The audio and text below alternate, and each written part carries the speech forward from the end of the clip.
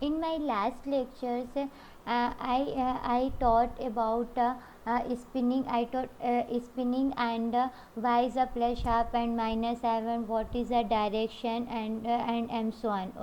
But today it's a delta E. Delta is what is a delta E? Delta is a energy difference between two labels. It's a ground label and it's a excited label, and delta is a energy difference. Or after applying of a magnetic field, and energy difference is a directly proportional to B node. B node is a applied magnetic field, and energy difference is equal to h mu r. Mu is a radio frequency, and then it's a proportional, and for a proportional we use a constant, then it's a gamma, and it's a h and cut.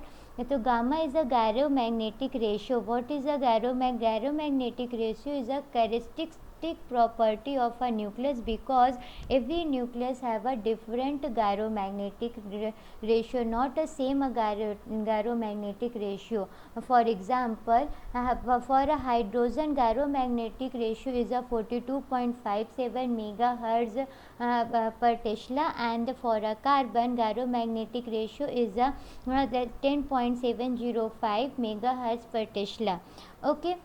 Then here is putting that type of formula, then delta E equal to h mu r, and then h mu r is equal to gamma B node and h, and then h is also h constant is also equal to h upon 2 pi. Then same h and same h both side, then both are cut, and then frequency is direct equal to gamma upon 2 pi and b0. Okay, beta node, and beta, it's a applied magnetic field, and it means a frequency is directly proportional to applied magnetic field. Means when we applied a high magnetic field, then frequency also high, and low, in a low magnetic field frequency is also low, and delta E means energy difference is also proportional to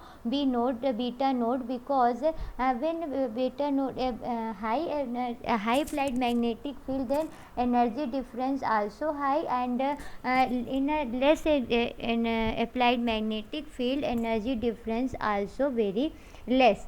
In next my example I will try to explain. And what precisional motions, and what is a precisional frequency.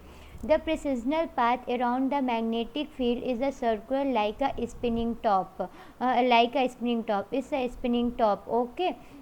And then precisional motions look like a sun and earth revolution and rotation, because earth rotate its axis and revolute around the sun. Same type of motions and same type of work are also happen in this. It's a nucleus, and it's rotate on its axis, and revolute around the magnetic field, and the revolution around the magnetic field, it's called a precisional motion, and create a precisional frequency. Then precisional frequency means spinning frequency of a proton, and spinning frequency of a proton will be same, but precisional frequency is directly proportional to the external magnetic field, because when high magnetic field, precisional frequency will be also high, and in a low magnetic field, precisional frequency will be also low. It means precisional frequencies are directly proportional to external magnetic field,